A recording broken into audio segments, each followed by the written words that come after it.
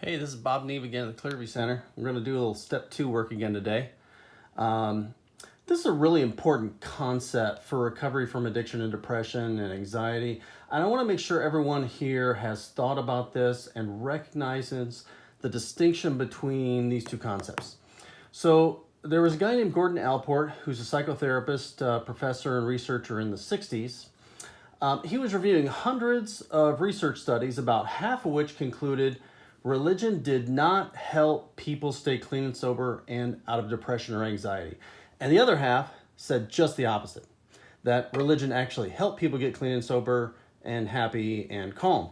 So he reviewed the method of the studies and the definition of religious and non-religious people and was able to see the distinction between people who practice their religion intrinsically and those who practice extrinsically. So the person practicing an intrinsic religion sincerely believes in their views of spirituality.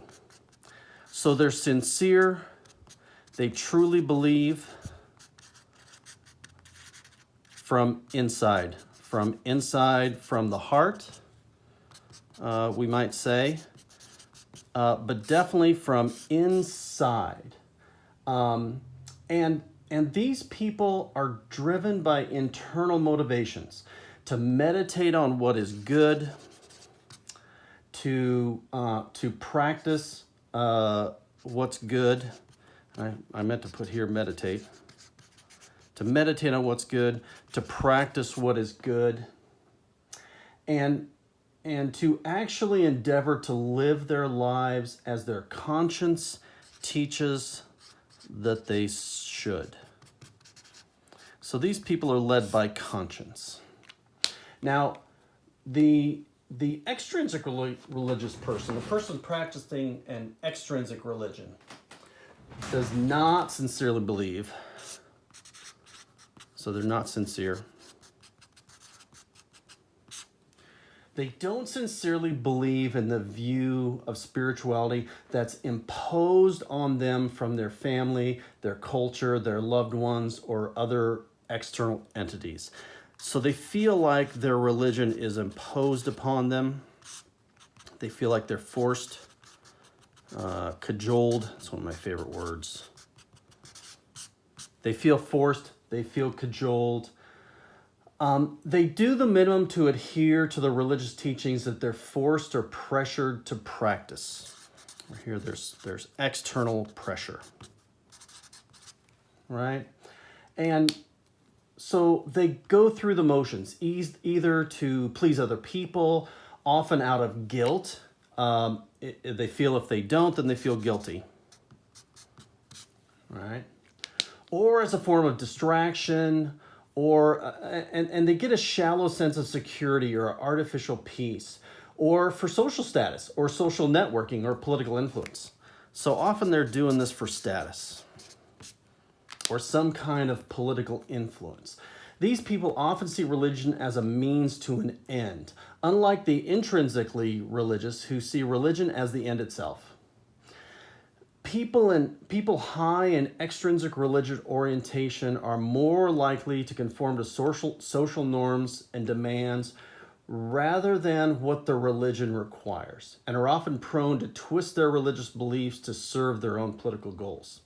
So what Gordon Alport noticed after he figured out this distinction in around 1967, in his subsequent studies, and really every other study done since 1967 that measures the participants' level of extrinsic or intrinsic religiosity, it's very clear. People who practice intrinsic religion are less likely to be drug addicted, less likely to be alcoholic, less likely to be depressed, and less likely to be anxious. It was also clear that people who practice extrinsic religion are far more likely to be drug addicted, alcoholic, depressed, or anxious. Furthermore, for the non-religious person who didn't practice any religion at all, who was already addicted, depressed, or anxious, those who found an intrinsic religious practice were far more likely to recover from their disorder than those who found an extrinsic religious practice. In fact, the non-religious person who found no religious practice had a better chance of getting clean and sober and reducing their depression and anxiety symptoms than the person who found an extrinsic religious practice. So the lesson we can learn from this research is, one, don't try to practice something you don't really believe.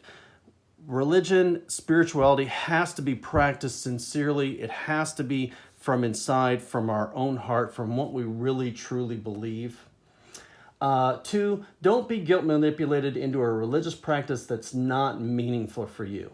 If it doesn't help, it doesn't help. And three, being open-minded, willing to learn from other people, from reading, from our own prayer and meditation, seems to be the best path for a healthy spiritual development. So be open, discuss with other people, be open-minded and be willing, but don't force yourself to try to believe something that you don't believe. My particular religion, I'm a Christian. I really truly believe that until God changes us and changes our heart, that any practice that we do really doesn't benefit us at all anyways. It's always good to try to do good, to meditate on what's good, to practice what is good, to follow our conscience. But until God gives us the power to live the life that he wants us to live, we probably can't change our behavior very much. We probably can't change what we think very much. We can over time. I know plenty of people who've gotten clean and sober who don't have any religion at all. And the goal here in treatment at the Clearview Center is to stay clean and sober and to stay out of trouble. Those two things. Stay clean and sober, stay out of trouble. Those two things. If you happen to find a good intrinsic religion that you can practice throughout your life that helps you stay calm and peaceful, then that's wonderful too. And of course, anytime anybody wants to ask me about the details of my religion, I'm more than willing to share. So anyways, Gordon Alport, extrinsic and intrinsic religion, very important for us to think about. So I'd like you guys to share like different experiences that you've had and figure out if there have been times that you felt pressured and guilt-ridden and imposed on from the outside, and if there's been other times that you've practiced things inside. So that's what we're going to talk about tonight.